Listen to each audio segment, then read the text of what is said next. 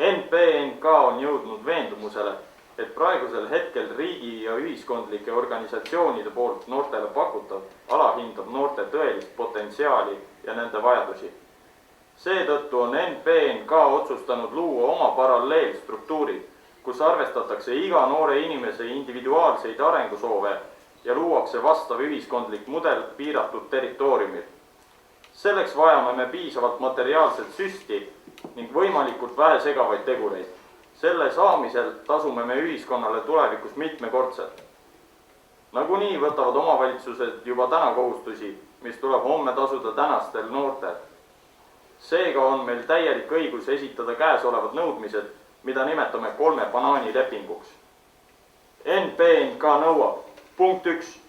NPNK poolt hõivatud täna omanikud hoone ja teiste samalaadsete tulevikus hõivatavate muidu tegevuseta seisvate ruumide meie omandiks kuulutamist. NPNK nõuab. Punkt 2.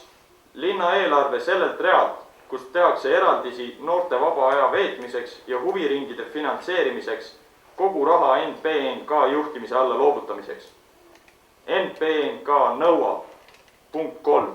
Noori alandavate ja nende eneseväärikust riivavate reklaamide keelustamist, tuginedes NPNK kontrolli alla kuuluva spetsiaalse reklaamikomisjoni eksperthinnangule.